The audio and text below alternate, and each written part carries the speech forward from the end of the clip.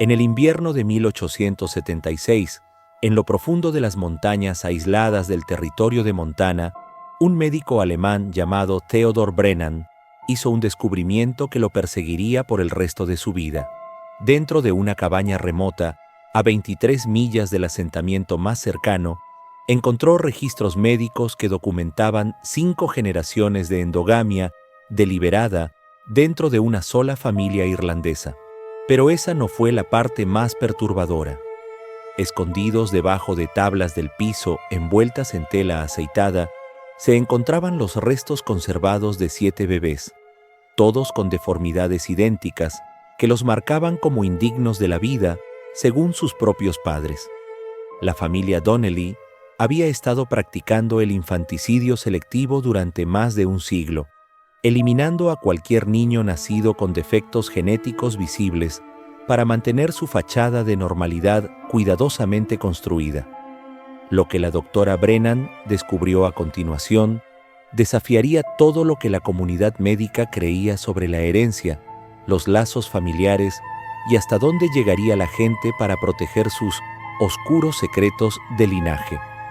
La evidencia que descubrió sugirió que este no era un caso aislado de locura fronteriza, sino parte de un experimento genético deliberado que se había refinado y perfeccionado a lo largo de generaciones, abarcando 2 continentes y casi 100 años de prácticas familiares cuidadosamente ocultas. Y su horrible legado genético, asegúrate de suscribirte a nuestro canal y presionar el timbre de notificación. Además, háganos saber en los comentarios desde qué estado o ciudad está escuchando. Nos encanta escuchar a nuestra comunidad de entusiastas del misterio en todo el mundo. Su participación nos ayuda a brindarle más historias como esta. Historias que revelan los rincones más oscuros de la historia estadounidense. El doctor de la historia. Brennan comenzaría a documentar más tarde en sus diarios privados, no en la implacable naturaleza salvaje de Montana, sino en las verdes colinas del condado de Cork, Irlanda, donde el linaje Donnelly dio su giro retorcido hacia la catástrofe genética durante el duro invierno de 1798. El territorio de Montana de 1874 representaba el límite mismo de la civilización estadounidense, una tierra donde la autoridad federal existía más en teoría que en la práctica. Helena, la capital territorial, contaba con apenas 8,000 almas agrupadas alrededor de las operaciones mineras que habían provocado el crecimiento de la región. Las montañas circundantes albergaban solo campamentos mineros dispersos, granjas aisladas y tribus nativas que aún resistían activamente la invasión de colonos blancos. Era un paisaje tallado por la violencia y moldeado por la desesperación, donde las familias podían desaparecer durante meses sin que nadie hiciera preguntas, donde los duros inviernos cobraban vidas regularmente y donde el alcance del gobierno territorial se extendía solo hasta donde sus diputados dispersos podían atravesar traicioneros pasos de montaña. La fiebre del oro que inicialmente había atraído a colonos a Montana comenzaba a disminuir en 1874, dejando atrás reclamos abandonados y hombres desesperados dispuestos a intentar cualquier cosa por sobrevivir. Las líneas de suministro se extendían a lo largo de cientos de millas de desierto, lo que hacía que incluso las necesidades básicas fueran escasas y costosas. La atención médica era prácticamente inexistente fuera de Helena, e incluso allí consistía principalmente en cirujanos del ejército y médicos fronterizos autodidactas, cuyos conocimientos se limitaban a tratar heridas de bala y curar huesos rotos. Fue precisamente este aislamiento y falta de supervisión lo que hizo que el territorio de Montana fuera atractivo para ciertos tipos de colonos, aquellos que necesitaban desaparecer de la sociedad civilizada y sus inconvenientes preguntas. En este paisaje implacable llegaron Patrick Donnelly y su esposa Bridget, junto con sus 4 hijos sobrevivientes: Seamus, de 19 años, Moira, de 17, Colleen, de 15, y el joven Declan, de apenas 12. Llegaron a Helena en un vagón de mercancías en septiembre de 1874. Sus posesiones cuidadosamente empacadas en cajas de madera que sugerían una riqueza inusual para los inmigrantes irlandeses típicos. Patrick se presentó a sí mismo como un exitoso agricultor de papas, huyendo de los efectos persistentes de la hambruna irlandesa, pero sus manos no mostraban ninguno de los callos típicos del trabajo agrícola. En cambio, sus dedos tenían las manchas de tinta de un hombre acostumbrado a llevar registros, y su habla tenía el acento educado de alguien que había recibido educación formal, lujos raros para un campesino irlandés de esa época. Bridget Donnelly sorprendió a los observadores como una mujer perpetuamente al borde del colapso nervioso. De huesos pequeños y de edad prematura, rara vez hablaba por encima de un susurro y mantenía a sus hijos cerca con una intensidad que rayaba en la obsesión. Los comerciantes locales notaron que ella pagaba los suministros exclusivamente en monedas de oro, contando cada una varias veces antes de separarse de mala gana.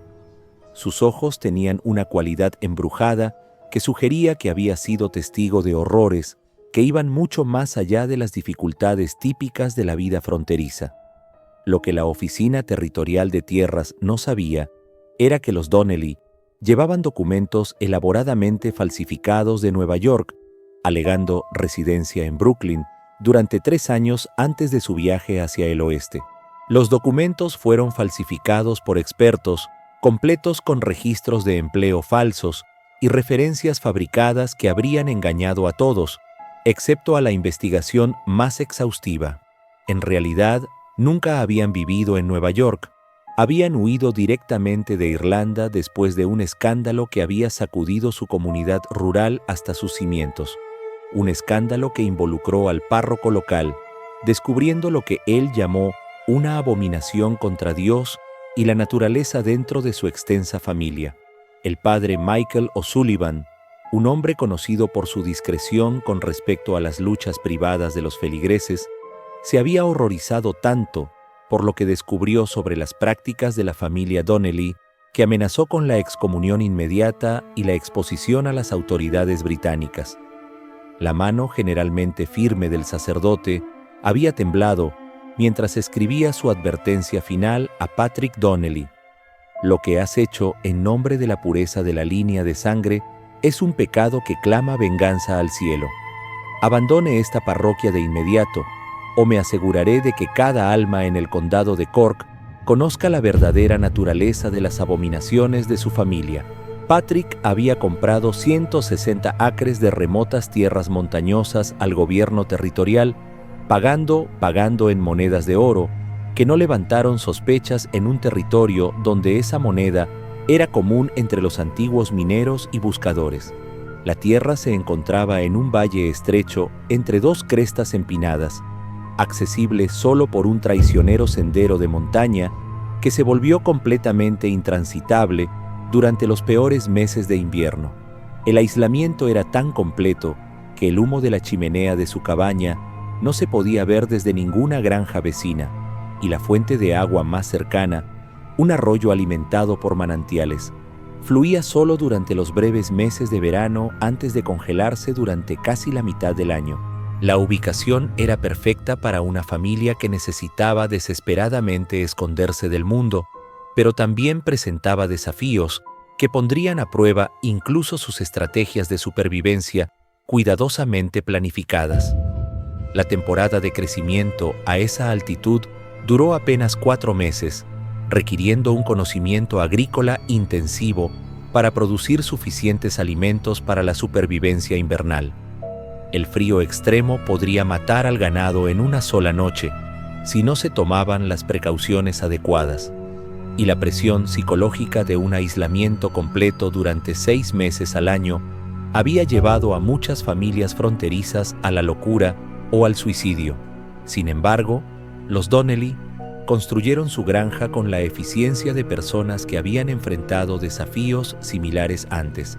Patrick y sus hijos construyeron una robusta cabaña de troncos con paredes gruesas, diseñadas para retener el calor, calefacción, ventanas pequeñas que minimizaban la pérdida de calor y un complejo sistema de tabiques interiores que podían sellarse durante el clima más frío.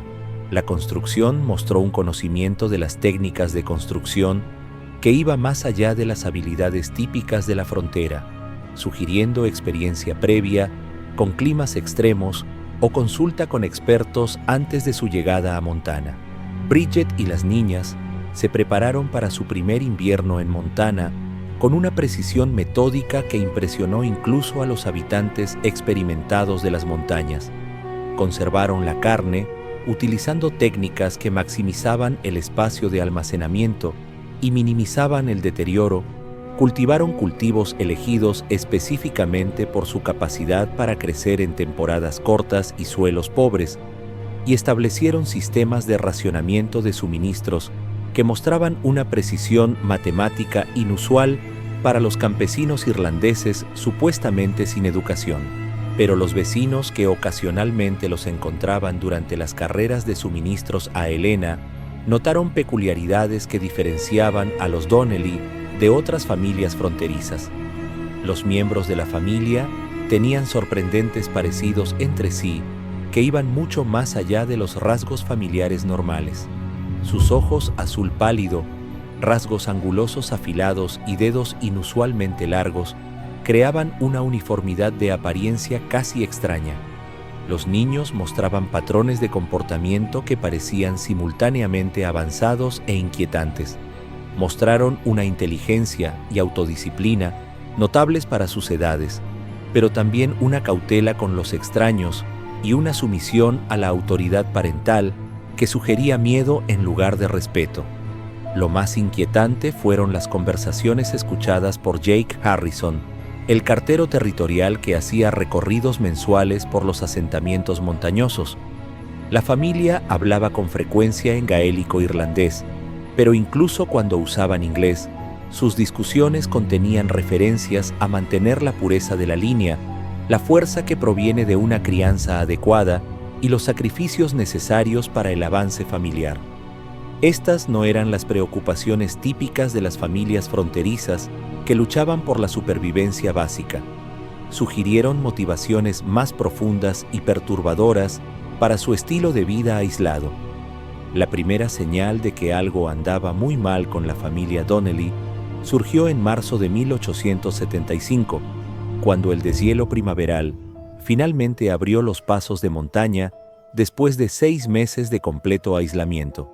Jake Harrison, haciendo su primera entrega de correo desde octubre anterior, llegó a su cabaña para entregar correspondencia del gobierno e inmediatamente sintió que algo terrible había sucedido durante los largos meses de invierno. La cabina en sí mostraba signos de alteraciones recientes. Nuevas tablas cubrieron lo que parecían ser agujeros en las paredes. Nuevas grietas llenaron huecos que sugerían violencia o lucha, y el área alrededor del edificio mostraba evidencia de excavaciones significativas a pesar del suelo helado. Lo más perturbador fue el olor que impregnaba toda la granja, un olor enfermizo y dulce que Harrison reconoció por sus años de experiencia fronteriza como el olor persistente de la muerte y la decadencia. Bridget Donnelly lo recibió en la puerta. Su apariencia cambió tan dramáticamente que Harrison inicialmente no la reconoció. La mujer que había llegado a Montana apenas 6 meses antes como una esposa fronteriza, nerviosa pero relativamente sana, ahora parecía demacrada y con los ojos entrecerrados, con las manos temblorosas por lo que parecía ser ansiedad crónica. Su ropa colgaba suelta de un armazón que había perdido un peso significativo y su cabello se había vuelto prematuramente gris en las sienes. Cuando intentó hablar, su voz se quebró como si no la hubiera usado en semanas. Difícil, logró susurrar, mirando nerviosamente hacia el interior de la cabaña. Tuvimos complicaciones. Harrison encontró a la familia en medio de lo que parecía ser un parto difícil, con Bridget en trabajo de parto activo, atendida solo por su hija adolescente, Moira, pero lo que presenció durante esa tarde de marzo más tarde se convertiría en evidencia crucial para comprender la oscura historia de la familia. La escena fue orquestada con una precisión clínica que sugería una amplia experiencia previa con situaciones similares. El bebé que emergió tenía una malformación clara, su columna vertebral curvada en forma de S antinatural. Su brazo izquierdo terminaba en una mano con solo 3 dedos y su cabeza desproporcionadamente grande, con una frente inclinada pronunciada, lo que indicaba anomalías graves en el desarrollo. La respiración del niño era dificultosa y sus llantos tenían una cualidad débil y de maullido que sugería complicaciones internas más allá de las deformidades visibles. Pero lo que más perturbó a Harrison fue la reacción de la familia ante este bebé, obviamente sufriente. En lugar del dolor, la preocupación o los esfuerzos frenéticos por ayudar que esperaba de los padres que enfrentaban tal tragedia. Observó lo que luego describió como una evaluación fría y calculada en sus ojos. Patrick y Bridget intercambiaron miradas significativas mientras se hablaban en gaélico irlandés rápido que Harrison no podía entender. Su tono sugería no sorpresa ni angustia, sino más bien discusión de procedimientos predeterminados para manejar una situación familiar. El niño no sobrevivirá a la semana, anunció Patrick con desapego clínico. Aunque la respiración del bebé parecía relativamente fuerte y sus llantos, aunque débiles, sugerían vitalidad básica, el aire de la montaña es demasiado áspero para alguien tan delicado. Es la misericordia de Dios realmente. Mejor llevarlos jóvenes que dejarlos sufrir. Harrison se ofreció a ir inmediatamente a Helena a buscar un médico, enfatizando que incluso los bebés con deformidades graves a veces sobrevivían con la atención médica adecuada. Pero Patrick se negó firmemente. Sus pálidos ojos azules se endurecieron con una autoridad que no admitía discusión. Sabemos cómo manejar nuestros propios problemas, dijo, colocando una mano posesiva sobre el hombro de su esposa. Es la voluntad del Señor que algunos niños no sean para este mundo. Interferir con el juicio divino sería un pecado contra la naturaleza misma. La justificación religiosa pareció ensayada para Harrison, como si Patrick hubiera dado explicaciones similares muchas veces antes. También había una amenaza subyacente en su tono que sugería graves consecuencias para cualquiera que pudiera interferir con el manejo privado de la situación por parte de la familia. Seamus y el joven Declan, que habían estado trabajando afuera durante el parto, regresaron a la cabaña con expresiones que no mostraban sorpresa al encontrar a su madre en trabajo de parto o a su hermano más nuevo obviamente deformados, lo que sugiere que este no era el primer parto de este tipo que habían presenciado. Cuando Harrison regresó 2 semanas después con la entrega rutinaria de correo, el bebé ya no estaba. Bridget lo recibió en la puerta, con los ojos enrojecidos, pero completamente secos. La mirada de alguien que había agotado su capacidad de duelo en lugar de alguien que experimentaba una nueva pérdida. Perdió al bebé 3 días después de que te fuiste, informó con voz carente de emoción. Lo enterraron detrás de la cabaña junto a los demás. Los débiles no sobreviven aquí afuera, y es mejor así. Su frase, junto a las demás, provocó escalofríos en la columna vertebral de Harrison. Detrás de la cabaña, notó ahora por primera vez, había una hilera de pequeñas cruces de madera que marcaban tierra recién volteada. Contó 4 tumbas, todas demasiado pequeñas para entierros de adultos, todas marcadas con fechas toscas que abarcan los últimos 8 meses. Las implicaciones fueron asombrosas. Los Donnelly habían perdido varios bebés durante su primer año en Montana, pérdidas que nunca habían sido reportadas a las autoridades territoriales como lo exige la ley. Las tumbas mismas parecían equivocadas a los ojos experimentados de Harrison. La suciedad se alteró en un patrón que sugería un trabajo apresurado y lleno de pánico en lugar del entierro cuidadoso de los hijos amados. Las cruces tenían una forma uniforme en tamaño y construcción, como si estuvieran hechas de antemano en lugar de diseñadas individualmente para cada pérdida, y el espacio entre las tumbas sugería una planificación sistemática en lugar de una tragedia aleatoria. Estaban dispuestos en una fila ordenada que dejaba espacio para entierros adicionales. Ese verano, mientras Harrison continuaba con sus envíos mensuales de correo, comenzó a prestar mucha atención a la dinámica familiar de Donnelly. Lo que observó gradualmente pintó una imagen de un hogar operando bajo reglas y presiones que no tenían nada que ver con la supervivencia típica de la frontera. Los niños se movían con la cuidadosa precisión de las personas que sabían que los errores tenían graves consecuencias, y sus interacciones entre ellos mostraban patrones de comunicación que sugerían un conocimiento compartido de secretos familiares demasiado peligrosos para discutirlos abiertamente. Moira y Colleen, a pesar de tener solo 17 y 15 años, se comportaron con el conocimiento y la cautela de mujeres mucho mayores. Manejaban las tareas domésticas con una eficiencia que iba más allá de la competencia adolescente normal, pero sus ojos tenían una cualidad embrujada que sugería que habían sido testigos de cosas que cambiaron fundamentalmente su comprensión de las relaciones familiares. Cuando hablaban con sus padres, sus voces transmitían una deferencia que parecía arraigada en el miedo más que en el respeto. Seamus, el hijo mayor a los 19 años, había desarrollado un tartamudeo pronunciado que parecía empeorar cada vez que su padre estaba presente. Se estremecía ante los movimientos repentinos y evitaba el contacto visual con cualquier persona fuera de su familia inmediata. Lo más perturbador fue su reacción a las preguntas sobre la vida familiar. Comenzaría a responder normalmente, luego se atraparía y se callaría, como si recordara las consecuencias de revelar información familiar.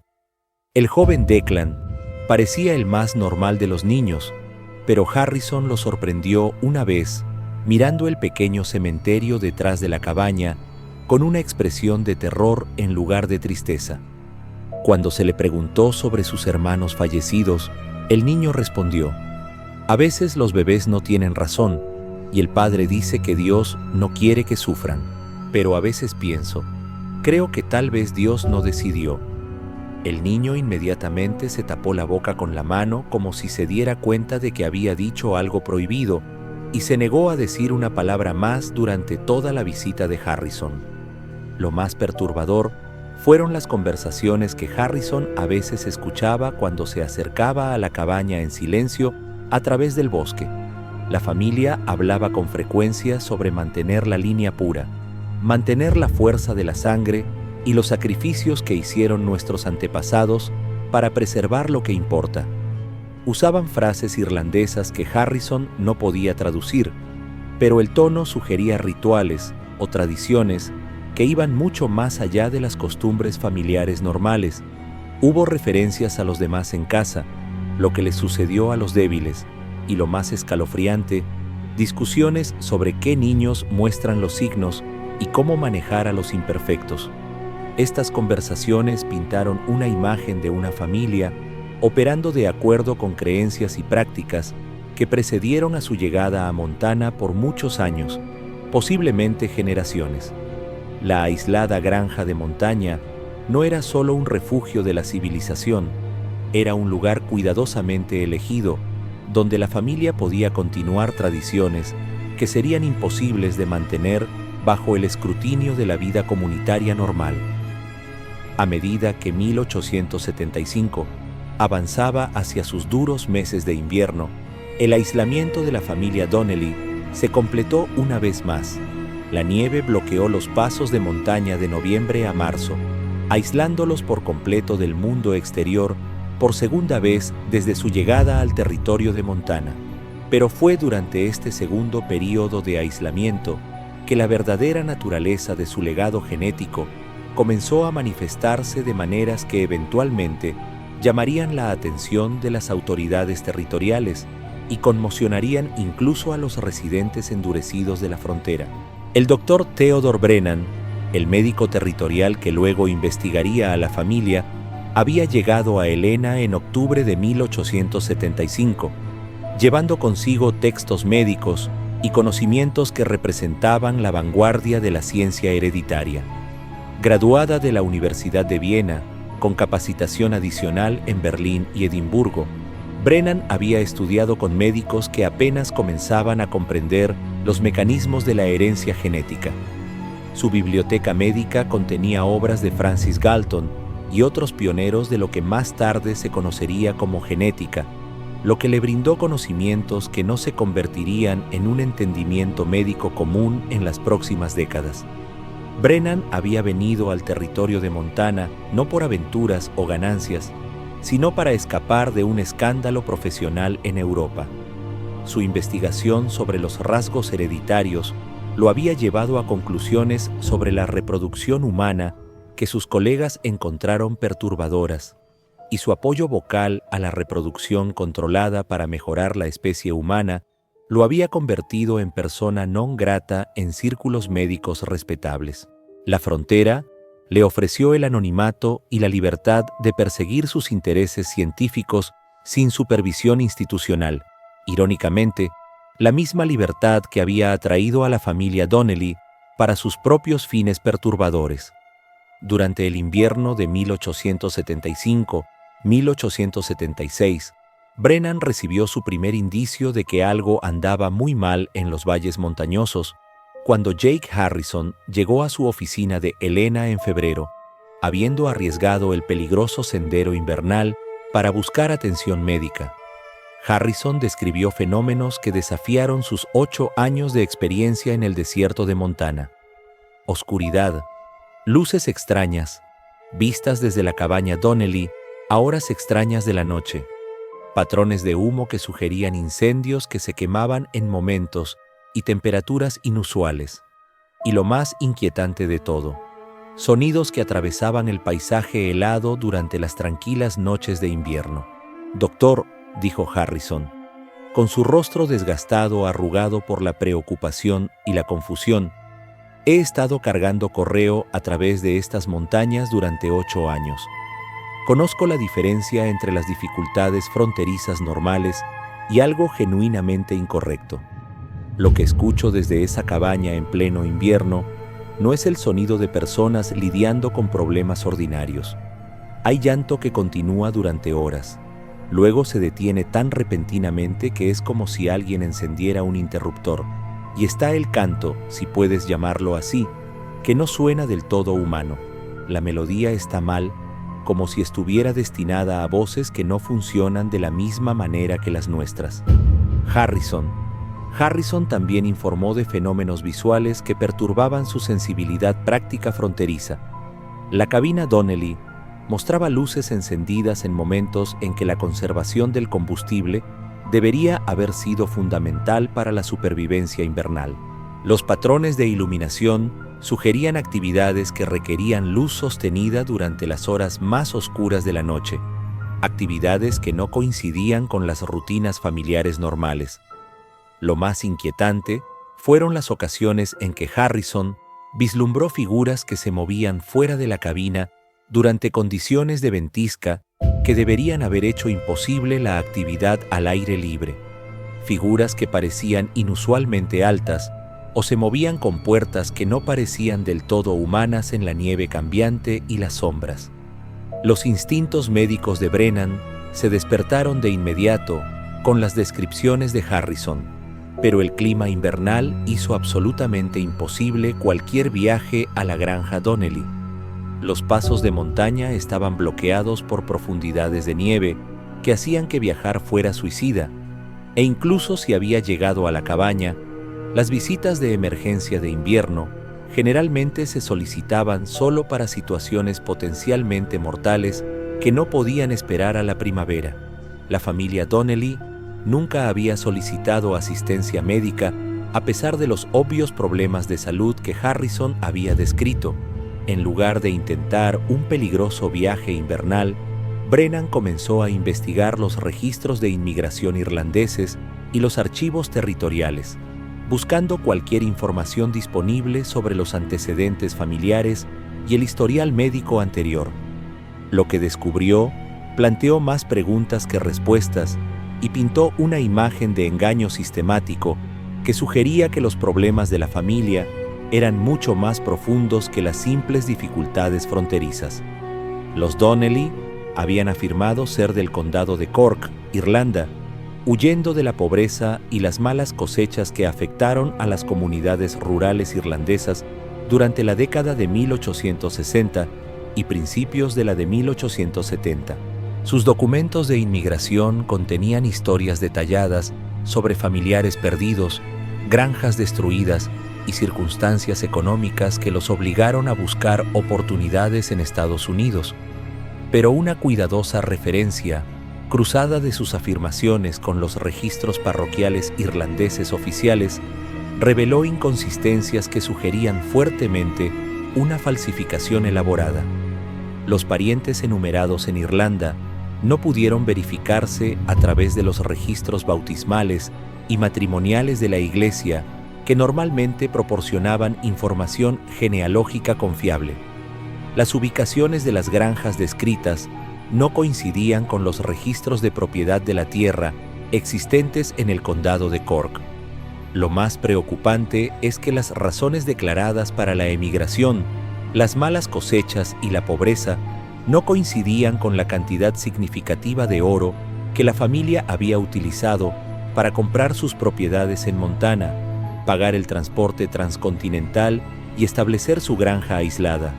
Más inquietantes fueron los informes que Brennan encontró enterrados en los archivos de inmigración de Nueva York, documentos que aparentemente los funcionarios de inmigración no habían seguido adecuadamente.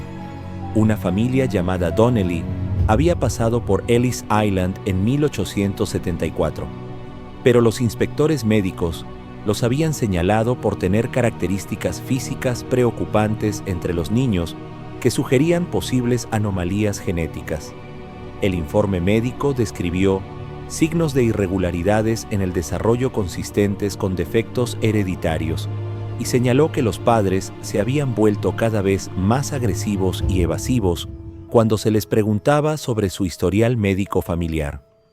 El inspector médico de inmigración, el Dr. Samuel Morrison, había recomendado que la familia fuera detenida para una evaluación médica prolongada, pero su informe había sido anulado por funcionarios administrativos ansiosos por procesar el gran número de inmigrantes que pasan a diario por Ellis Island.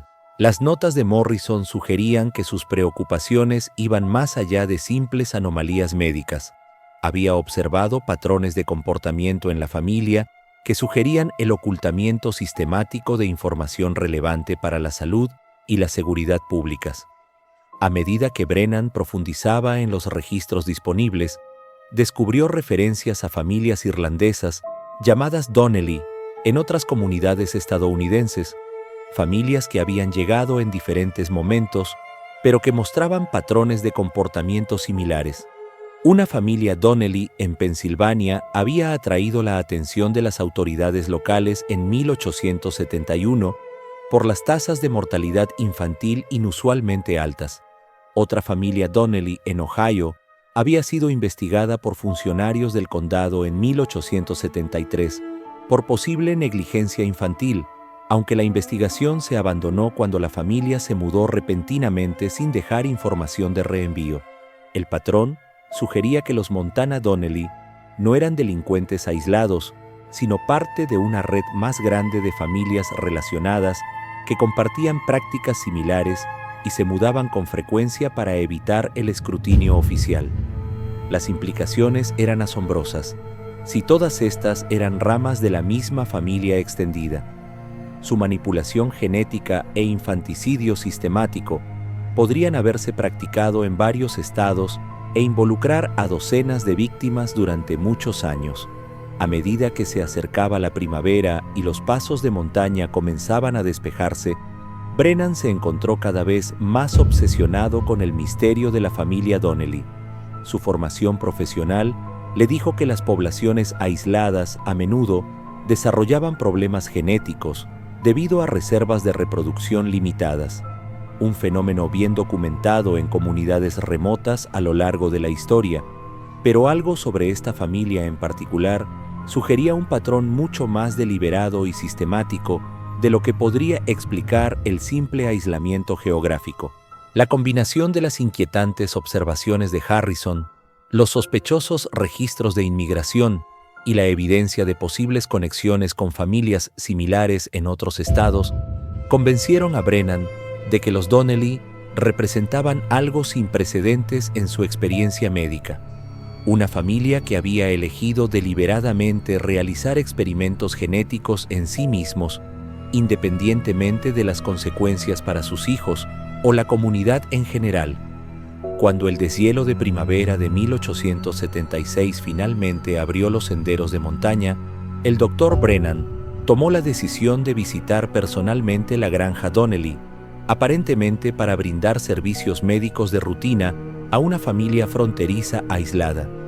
Lo que encontró allí cambiaría fundamentalmente su comprensión de la naturaleza humana, la ciencia genética y los extremos a los que llegaría la gente para preservar secretos familiares que abarcaron varias generaciones.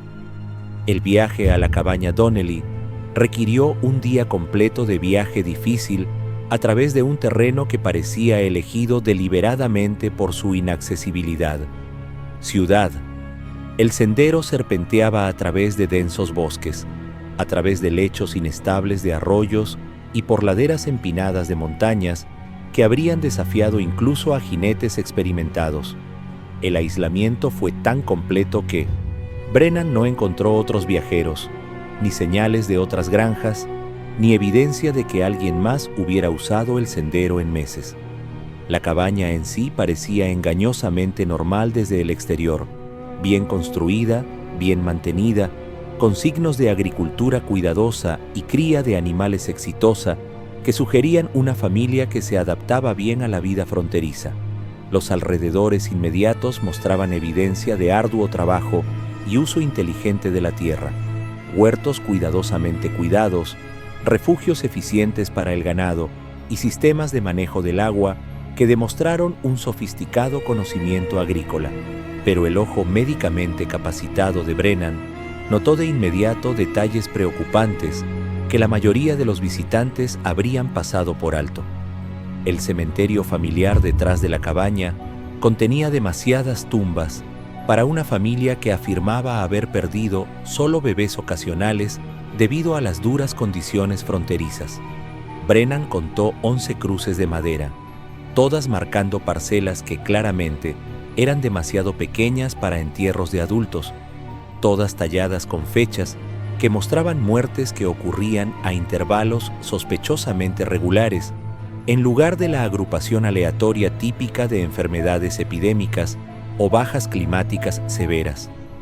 Las tumbas mismas estaban dispuestas en filas ordenadas que sugerían una planificación sistemática en lugar de respuestas desesperadas a tragedias inesperadas. Más inquietante fue la evidencia de la reciente expansión en el área del cementerio. Las marcas de herramientas nuevas en los árboles circundantes y la tierra recientemente movida sugirieron que se estaban preparando tumbas adicionales con anticipación, preparativos que implicaban que la familia esperaba futuras muertes en lugar de esperar evitarlas.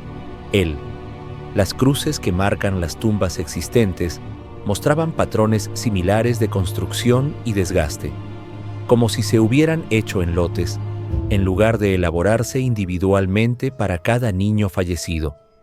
Patrick Donnelly lo recibió en la puerta de la cabaña con una mezcla de hospitalidad fronteriza y cautela apenas disimulada que inmediatamente puso nerviosos los instintos profesionales de Brennan.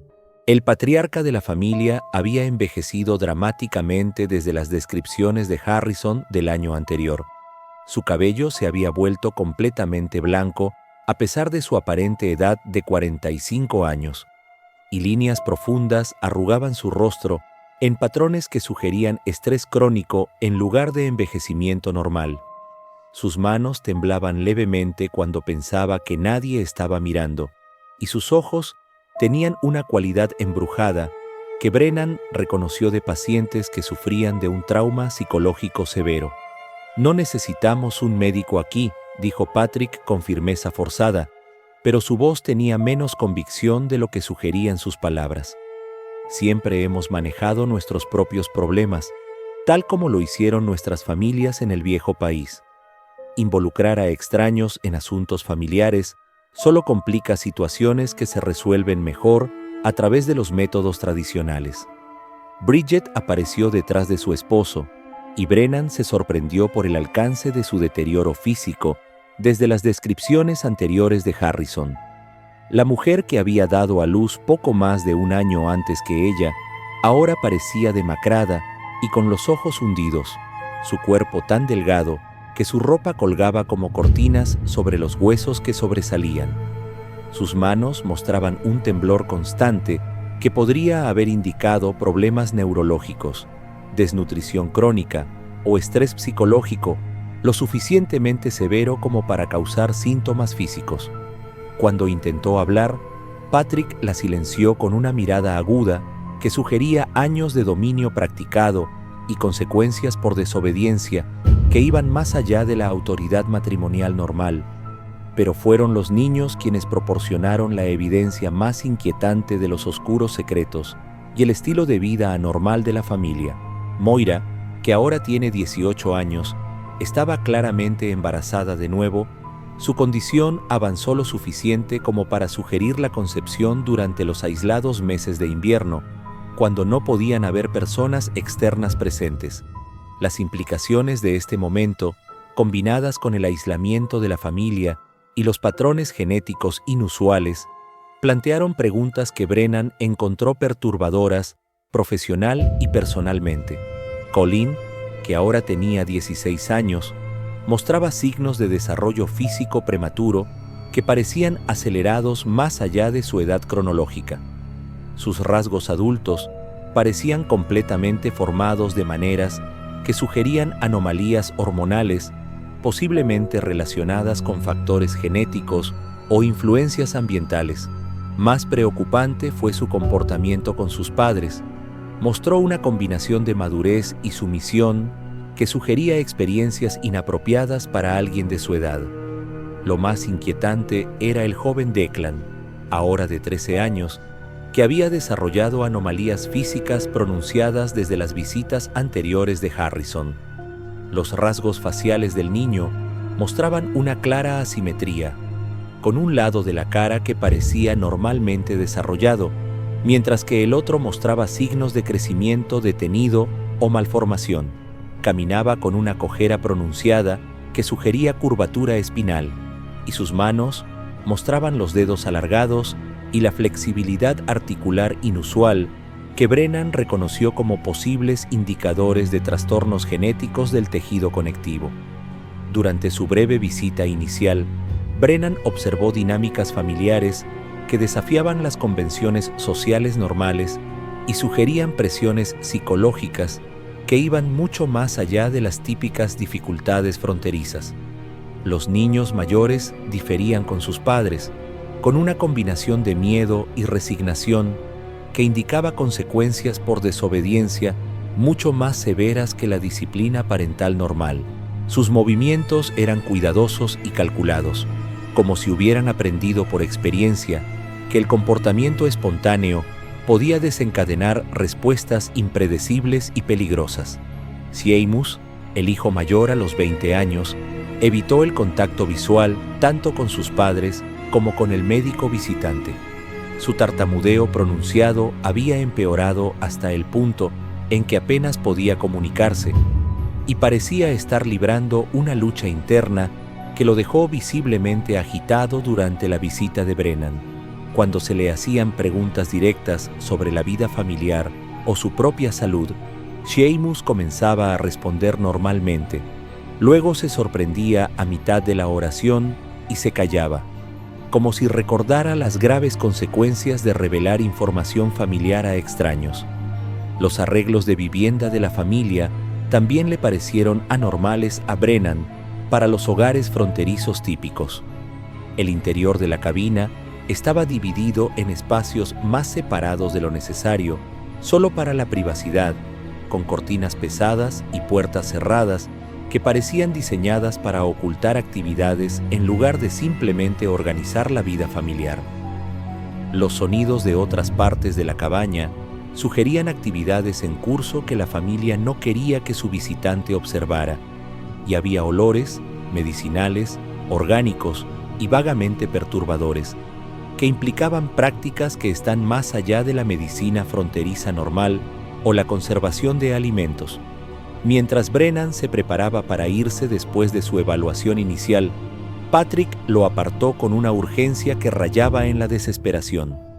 Sus modales sugerían a un hombre luchando con deseos contrapuestos de mantener secretos familiares y buscar ayuda para problemas que habían crecido más allá de su capacidad para manejarlos solo. «Doctor», susurró Patrick, mirando nerviosamente hacia la cabaña para asegurarse de que los familiares no los escucharan. «Si tuviera que decirte que a veces Dios prueba a las familias de maneras que requieren decisiones terribles, ¿entenderías a qué me refiero? ¿Podría ayudar sin hacer preguntas que puedan causar problemas a las personas que ya están sufriendo?» Antes de que Brennan pudiera formular una respuesta, Patrick continuó con una agitación creciente. «Nuestra línea de sangre tiene una gran fuerza, pero también conlleva complicaciones. Hemos aprendido a manejar estas complicaciones a través de métodos que nuestros padres y abuelos desarrollaron durante muchas generaciones. Estos métodos nos han funcionado en el viejo país, pero aquí en Montana, la gente hace diferentes tipos de preguntas. Esperan cosas que no podemos proporcionar sin revelar prácticas que eso no sería entendido por aquellos que no comparten nuestras cargas particulares». Las implicaciones de la confesión cuidadosamente redactada de Patrick provocaron escalofríos en la compostura profesional de Brennan. Estaba empezando a comprender que el aislamiento de la familia Donnelly no se trataba solo de evitar el escrutinio social por comportamientos inusuales. Se trataba de ocultar prácticas sistemáticas que horrorizarían incluso a la sociedad en apuros de la frontera, prácticas que habían sido refinadas y perfeccionadas durante varias generaciones antes de ser trasplantadas a la naturaleza estadounidense. 2 meses después de su visita inicial, el Dr. Brennan recibió un mensaje urgente de Jake Harrison que lo obligaría a enfrentar todo el horror del legado genético de la familia Donnelly. El mensaje, entregado por un trampero local que se había arriesgado por el traicionero sendero de la montaña, contenía solo unas pocas palabras garabateadas apresuradamente. Mujer Donnelly en mal trabajo de parto, familia pidiendo médico, algo mal más allá de los problemas normales de parto, ven rápido si puedes. Por primera vez desde su llegada a la familia Donnelly, solicitaban asistencia médica externa, una desviación dramática de su insistencia anterior en manejar todos los asuntos familiares en privado. El hecho de que hubieran superado su secreto obsesivo para pedir ayuda sugería complicaciones tan graves que ni siquiera su amplia experiencia con partos difíciles podía proporcionar soluciones adecuadas. Brennan llegó a la cabaña de la montaña en una sofocante tarde de julio para encontrar una escena que perseguiría sus pesadillas durante décadas. El calor opresivo había convertido el valle aislado en un horno, y el aire estaba lleno de humedad que dificultaba la respiración incluso para las personas sanas. Dentro de la cabina, la atmósfera era aún más sofocante, cargada de olores a sudor, sangre y algo más. Un olor enfermizamente dulce que Brennan no pudo identificar de inmediato, pero que desencadenó sus instintos profundamente equivocados. Moira Donnelly yacía en la trastienda de la cabaña. Su parto se complicó por factores que se hicieron evidentes de inmediato para el ojo entrenado de Brennan. La joven estaba dando a luz gemelos, pero estos no eran nacimientos múltiples ordinarios. Los bebés estaban unidos por el torso y parecían compartir órganos internos importantes, una afección que Brennan sabía que casi siempre era fatal en una era anterior a la intervención quirúrgica avanzada. Pero lo que más lo conmocionó no fue la complejidad médica de la situación, sino la reacción de la familia ante este desarrollo obviamente catastrófico. En lugar del pánico, el dolor y la desesperada esperanza de intervención divina que esperaba de los padres que enfrentaban tal tragedia, los Donnell mostraron una respuesta fría y metódica que sugería que habían lidiado con situaciones similares muchas veces antes. Patrick y Bridget trabajaron juntos con la eficiencia de las personas, siguiendo un protocolo bien establecido, sus movimientos coordinados y decididos en lugar de frenéticos. Seamus y Colleen prepararon materiales e instrumentos que claramente no estaban destinados a celebrar un nacimiento, sino a manejar una situación que requería una acción inmediata y decisiva.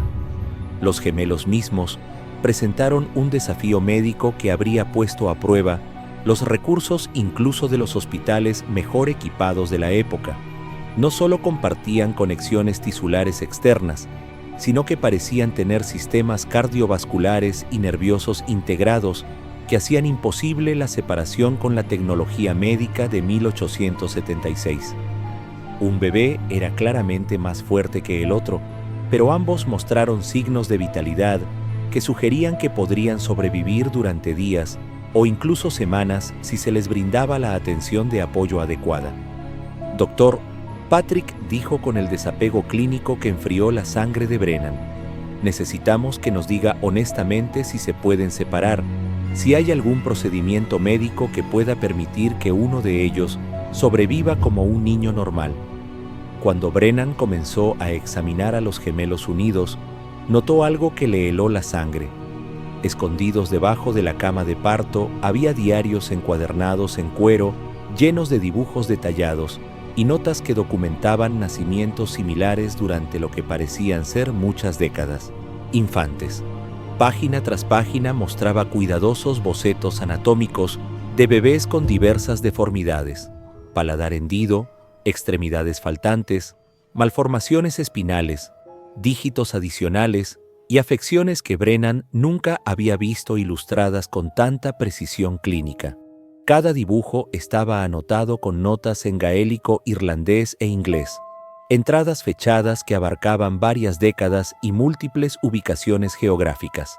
Algunas entradas incluían descripciones detalladas de medidas correctivas, tomadas para abordar estas complicaciones genéticas, utilizando terminología que sugería un conocimiento médico mucho más allá de lo que poseerían las familias fronterizas típicas.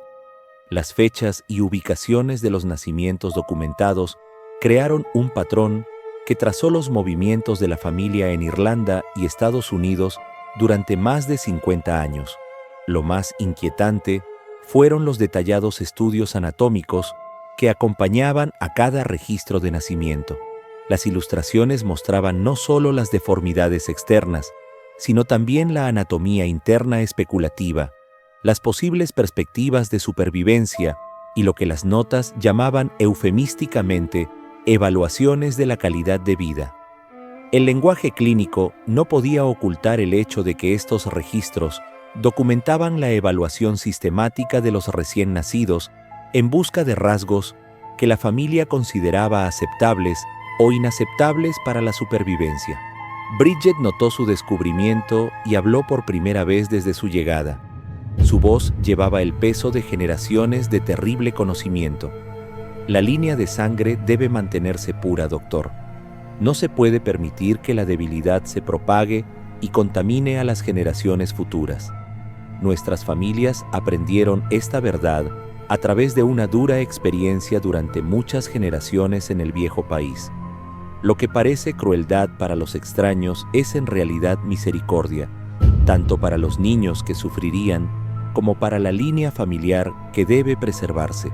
Sus palabras fueron pronunciadas con la convicción de alguien que recitaba doctrina religiosa fundamental, pero la doctrina que describió involucraba principios de crianza humana que violaban todos los estándares de ética médica y decencia humana que Brennan había aprendido durante su formación profesional.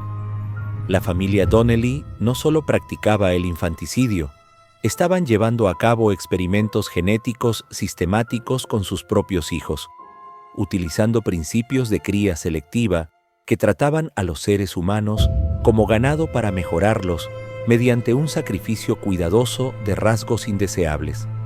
Los diarios de cuero contenían evidencia adicional que revelaba el verdadero alcance de la manipulación genética de la familia. Ocultos dentro de los registros médicos, había gráficos genealógicos que rastreaban la línea de sangre de Donnelly a través de múltiples generaciones, mostrando patrones de matrimonios mixtos entre miembros de la familia estrechamente relacionados que explicaban la alta frecuencia de anomalías genéticas entre sus hijos.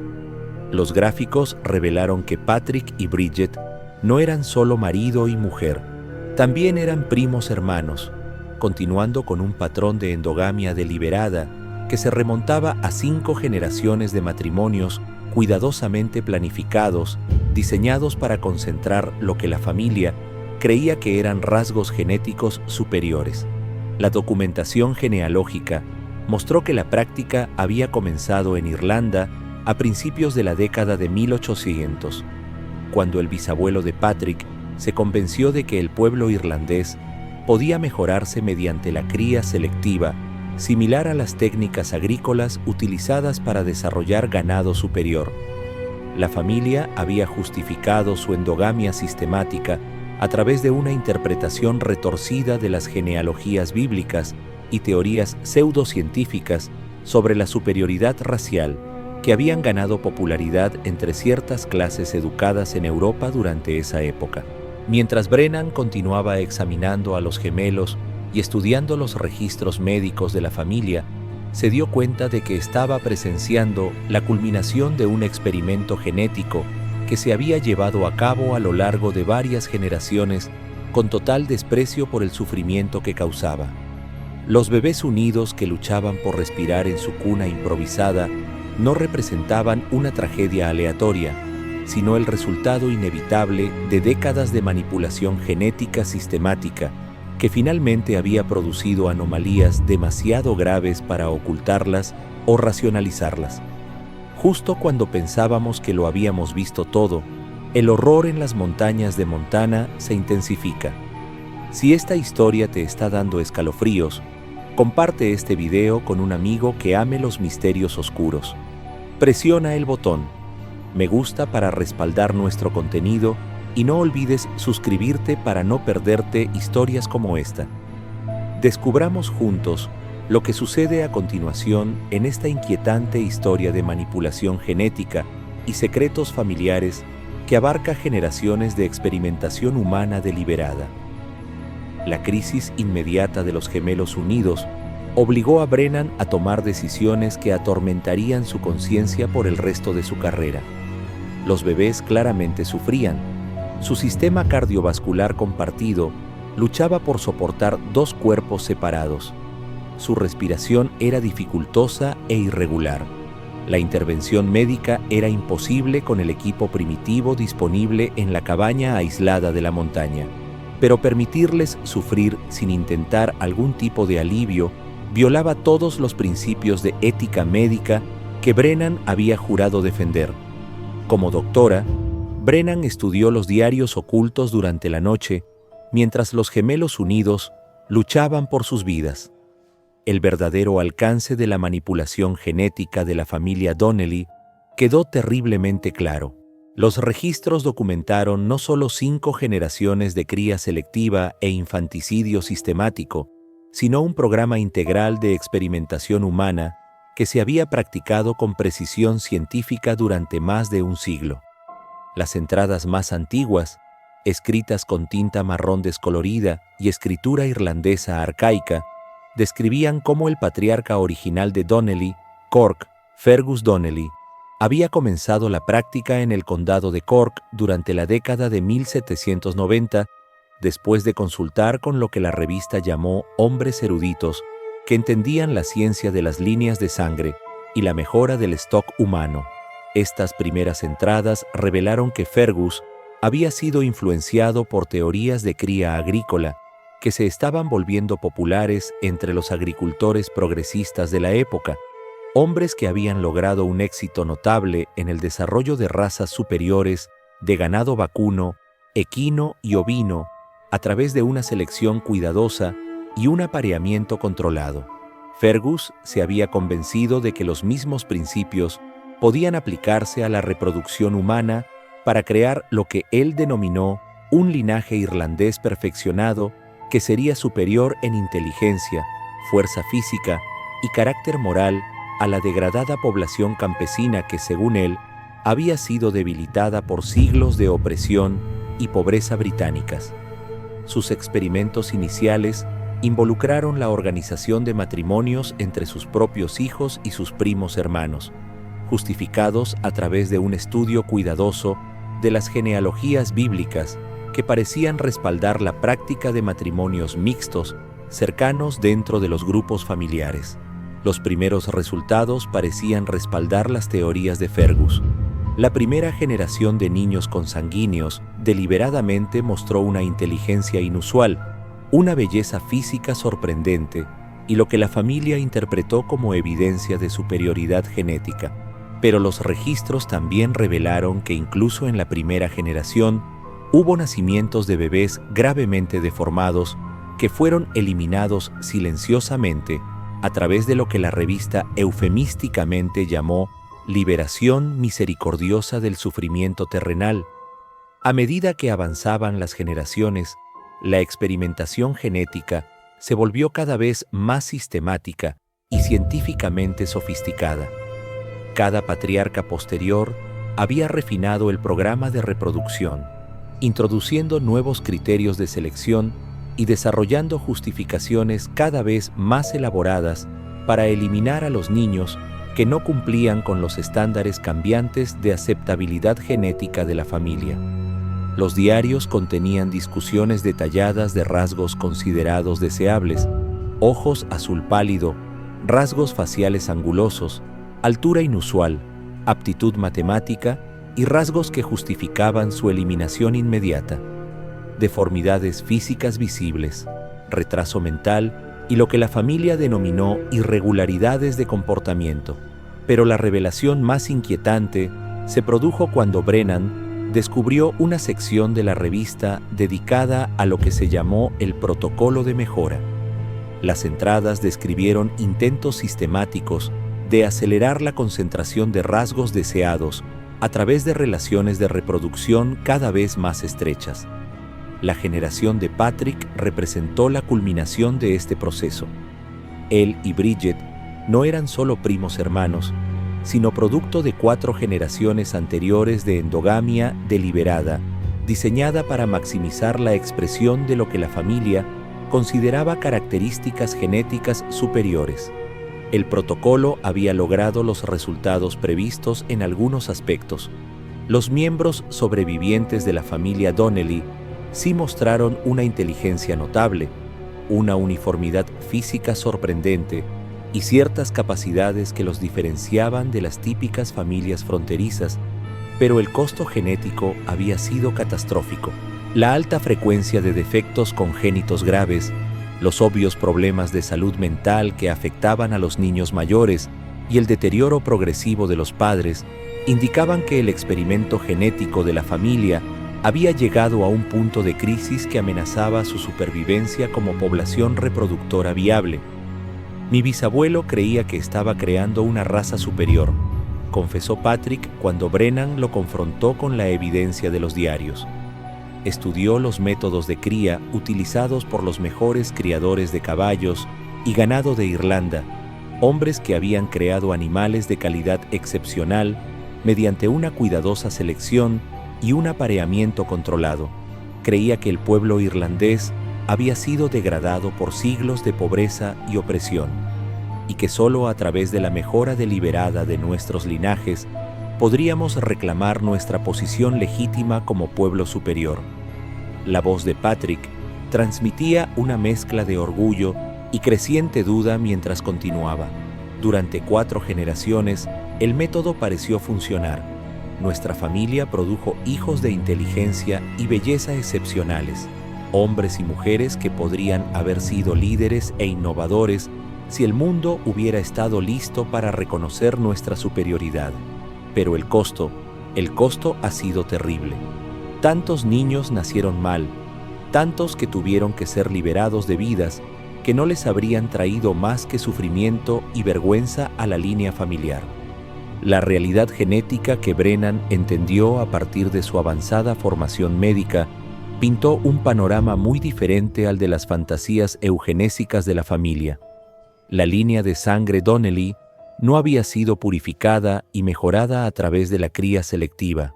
Había sido destruido sistemáticamente a través de la acumulación de rasgos genéticos recesivos que producían anomalías cada vez más graves con cada generación. Los niños que sobrevivieron hasta la edad adulta portaban daños genéticos ocultos que inevitablemente se expresarían en su propia descendencia, creando una espiral descendente de deterioro genético que solo podría terminar en la extinción completa de la línea familiar. Los gemelos unidos, luchando por respirar en su cuna improvisada, representaron el fracaso final del experimento genético Donnelly. Planta. 5 generaciones de endogamia deliberada no habían creado seres humanos superiores. Había producido deformidades cada vez más graves que ya no podían ocultarse, racionalizarse o eliminarse sin despertar las sospechas de una sociedad que se estaba volviendo menos tolerante con las prácticas familiares aisladas que violaban las normas morales y legales aceptadas. Mientras Brennan observaba a Patrick y Bridget prepararse para llevar a cabo lo que claramente veían como otra eliminación necesaria de descendientes genéticamente inaceptables, se dio cuenta de que estaba presenciando la culminación del primer experimento sistemático de eugenesia humana en Estados Unidos, un experimento que se había llevado a cabo en secreto durante más de un siglo, dejando un rastro de bebés asesinados y familiares psicológicamente destruidos en 2 continentes. La confrontación inmediata sobre el destino de los gemelos unidos se convirtió en una batalla no solo por la vida de 2 bebés que sufrían, sino por el alma de una familia que había perdido todo sentido de la decencia humana en busca de la perfección genética que existía solo en su propia imaginación retorcida. El enfrentamiento entre la doctora Brennan y la familia Donnelly por el destino de los gemelos unidos marcó el final de su experimento genético de un siglo de duración y el comienzo de un ajuste de cuentas que expondría uno de los más oscuros capítulos sobre la intersección de los secretos familiares, la ciencia genética primitiva y la tolerancia de la frontera estadounidense hacia las comunidades aisladas que operan fuera del alcance de la supervisión civilizada. La intervención de Brennan, respaldada por su autoridad como médico territorial y su amenaza explícita de involucrar a alguaciles federales si la familia perjudicaba a los gemelos, obligó a los Donnell a reconocer que sus prácticas aisladas ya no podían mantenerse en un entorno cada vez más hostil. La sociedad estadounidense conectada, donde las tasas inusuales de mortalidad infantil y la dinámica familiar sospechosa inevitablemente atraerían IA oficiales, tensión que ya no podría evitarse solo con el aislamiento geográfico. Los gemelos sobrevivieron solo 3 días, a pesar de los mejores esfuerzos de Brennan para brindar atención de apoyo con el equipo médico primitivo disponible en la remota cabaña de la montaña. Su sistema cardiovascular compartido resultó incapaz de mantener la vida y murieron en silencio durante las horas previas al amanecer del tercer día de Brennan en la granja. Pero su breve existencia sirvió como la prueba definitiva e innegable de las devastadoras consecuencias de la manipulación genética de la familia Donnelly. Consecuencias que ya no podían ocultarse al mundo exterior, ni racionalizarse a través de justificaciones religiosas que se habían vuelto cada vez más huecas con cada generación de endogamia sistemática. La muerte de los gemelos le dio a Brennan la autoridad legal que necesitaba para llevar a cabo una investigación exhaustiva de las prácticas y el historial médico de la familia.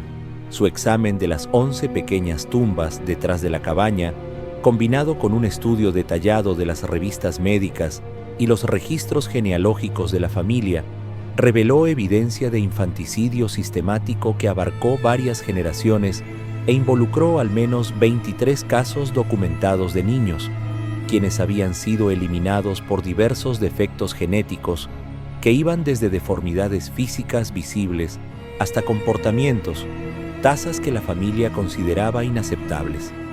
Ante la abrumadora evidencia y la amenaza de cargos de asesinato que podrían resultar en la ejecución según la ley territorial, Patrick Donnelly finalmente reveló el alcance total de su historia familiar y la experimentación genética sistemática que había consumido 5 generaciones de su linaje. La práctica había comenzado en Irlanda a principios de la década de 1800, cuando su bisabuelo Fergus se obsesionó con crear lo que él llamó un linaje irlandés perfecto, a través de técnicas de cría selectiva adaptadas de la cría de animales agrícolas. La familia había justificado sus acciones a través de una combinación de teorías pseudocientíficas sobre el mejoramiento humano, interpretaciones religiosas retorcidas que retrataban los defectos genéticos como un castigo divino por la impureza racial, y filosofías darwinistas sociales que estaban ganando popularidad entre ciertas clases educadas a mediados del siglo XIX. Se habían convencido a sí mismos de que eliminar la descendencia defectuosa no era un asesinato, sino más bien una forma de administración genética que eventualmente produciría seres humanos superiores a las masas degradadas de la gente común. El costo psicológico de mantener estas creencias y prácticas a lo largo de varias generaciones había sido catastrófico para todos los miembros de la familia. El propio Patrick sufría de ansiedad crónica y depresión que habían empeorado drásticamente a medida que las consecuencias genéticas de la endogamia se volvían imposibles de ignorar. Bridget había experimentado múltiples crisis nerviosas y mostraba signos de lo que Brennan reconoció como estrés postraumático severo, resultado de años de participar en el asesinato sistemático de sus propios hijos. Hijo. Los niños sobrevivientes presentaban un trágico espectro de daños psicológicos y físicos resultantes tanto de factores genéticos como del entorno traumático en el que se habían criado. Seamus, el hijo mayor, sufrió un colapso mental completo cuando se le preguntó sobre su papel en las prácticas de la familia, revelando que se había visto obligado a participar en la eliminación de hermanos defectuosos desde los 12 años. Su profunda tartamudez e incapacidad para mantener el contacto visual eran síntomas de un trauma psicológico tan severo que Brennan dudaba que alguna vez se recuperaría lo suficiente como para funcionar en una sociedad normal. Moira y Colleen, ambas producto de la endogamia sistemática de la familia, mostraron síntomas físicos y psicológicos que requerirían años de tratamiento para abordarlos. Ambas jóvenes habían sido condicionadas psicológicamente para aceptar sus roles como reproductores para continuar la línea familiar, y ambas mostraron signos de abuso sexual que sugerían que su padre las había estado preparando para casarse con sus propios hermanos, la continuación lógica del programa de concentración genética de la familia. El joven Declan, cuyas deformidades físicas lo convirtieron en un recordatorio viviente de las fallas genéticas de la familia, presentó el desafío más complejo para las autoridades territoriales. Su curvatura espinal y asimetría facial eran afecciones progresivas que requerirían tratamiento médico continuo, pero su estado psicológico había sido tan gravemente dañado al presenciar años de infanticidio y abuso que representaba peligros potenciales para él y para los demás.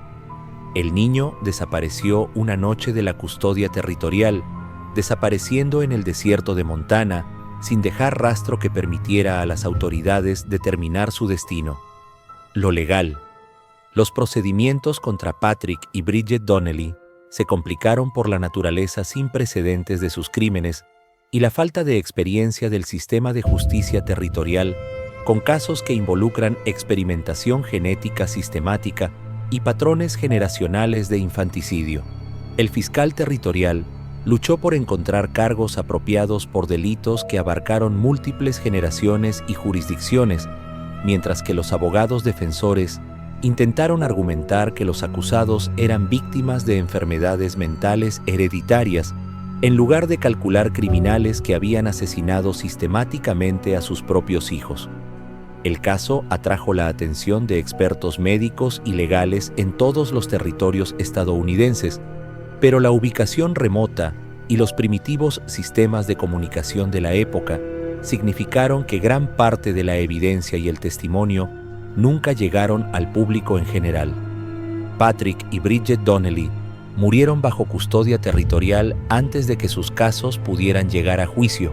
Patrick, por lo que parecía ser un derrame cerebral provocado por el estrés psicológico de tener el trabajo de su vida expuesto como un fracaso catastrófico, y Bridget por complicaciones relacionadas con su último embarazo, que terminó en otra muerte fetal gravemente malformada que parecía simbolizar la inutilidad final de la experimentación genética de la familia.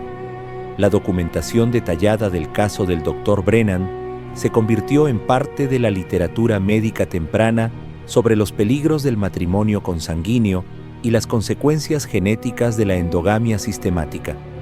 Sus informes profesionales, publicados en revistas médicas territoriales y más tarde en publicaciones médicas nacionales, proporcionaron algunas de las primeras pruebas sistemáticas de la relación entre los matrimonios mixtos familiares cercanos y el aumento de las tasas de anomalías genéticas en la descendencia.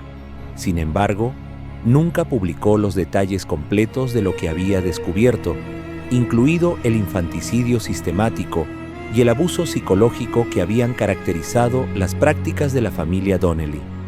Los diarios privados de Brennan, descubiertos después de su muerte en 1923, revelaron su lucha de toda la vida por comprender cómo los seres humanos podían eliminar sistemáticamente a sus propios hijos en busca de la perfección genética que existía solo en su propia imaginación retorcida. Sus notas describían pesadillas recurrentes sobre gemelos unidos y un sentimiento constante de culpa por su incapacidad para salvar a los niños que murieron antes de que su intervención pudiera protegerlos. La finca Donnelly fue abandonada después del arresto de la familia y la finca en las montañas se convirtió en propiedad territorial donde no fue posible encontrar parientes sobrevivientes que pudieran reclamar derechos de herencia. Los lugareños evitaban el área, en parte debido a preocupaciones prácticas sobre las duras condiciones invernales que hacían que el lugar fuera atractivo para las familias, pero también debido a la creciente conciencia de los horrores que estaban ocurriendo allí. El aislamiento que alguna vez protegió los secretos familiares ahora servía como una barrera natural que impedía que visitantes curiosos ingresaran al edificio, que se había convertido en un monumento no oficial a los peligros de los experimentos genéticos realizados sin supervisión ética o comprensión científica. El pequeño cementerio detrás de la cabaña, con sus 11 tumbas documentadas y evidencia de tumbas adicionales sin marcar, sirvió como un recordatorio constante del fracaso final del primer experimento sistemático de eugenesia genética de la humanidad. Las pulcras filas de cruces en las tumbas de los bebés asesinados atestiguaban la bancarrota moral de las teorías que colocaban la pureza genética por encima de la decencia humana básica y el amor de los padres. En las décadas posteriores a la exposición de las prácticas de la familia Donnelly, comenzaron a aparecer casos similares en otras comunidades estadounidenses aisladas, lo que sugiere que la familia Montana no fue única en sus experimentos con técnicas de reproducción humana. La creciente cantidad de evidencia sobre las consecuencias genéticas y psicológicas de la endogamia sistemática ha contribuido a un cambio en las actitudes hacia las leyes matrimoniales, la protección de los niños y la necesidad de supervisión gubernamental de comunidades aisladas que pueden practicar prácticas dañinas para sus miembros o la sociedad en su conjunto. El legado del experimento genético de la familia Donnelly se extendió mucho más allá de su propia trágica historia. Su caso sirvió como evidencia temprana de teorías genéticas que luego se volvieron fundamentales para la comprensión moderna de la herencia, mientras que su práctica sistemática de infanticidio contribuyó al desarrollo de estándares legales y éticos para la protección infantil que eventualmente hicieron imposible mantener tales programas eugenésicos familiares en la sociedad estadounidense. Este misterio nos muestra cómo la búsqueda de la perfección genética puede conducir a horrores inimaginables combinados con aislamiento, desesperación y un malentendido fundamental de los valores humanos y los principios científicos. El experimento de reproducción centenario de la familia Donnelly representa uno de los capítulos más oscuros en la historia de la intersección de los secretos familiares, la ciencia genética primitiva y la tolerancia de la frontera estadounidense para las comunidades que operaban fuera de las normas morales civilizadas. Su historia sirve como una advertencia constante sobre los peligros de tratar a las personas como sujetos experimentales en busca de mejoras teóricas que existen solo en la mente de aquellos que han perdido todo sentido de la decencia humana básica y el amor de los padres. ¿Qué piensas de esta historia? ¿Crees que se ha revelado todo sobre las prácticas de la familia Donnelly? ¿O tal vez hay otras familias aisladas que han difundido tradiciones oscuras similares en la frontera estadounidense? ¿Podrían haberse llevado a cabo experimentos genéticos sistemáticos de este tipo en otros lugares remotos sin que las autoridades se dieran cuenta, quienes no contaban con los recursos y sistemas de comunicación necesarios para monitorear de manera efectiva a las comunidades aisladas? Haga clic en me gusta y deje un comentario a continuación con sus pensamientos sobre este inquietante capítulo de la historia estadounidense. Si te gustó esta historia y quieres aún más de estas historias de terror, suscríbete para no perderte los nuevos videos. Nos vemos en el siguiente video.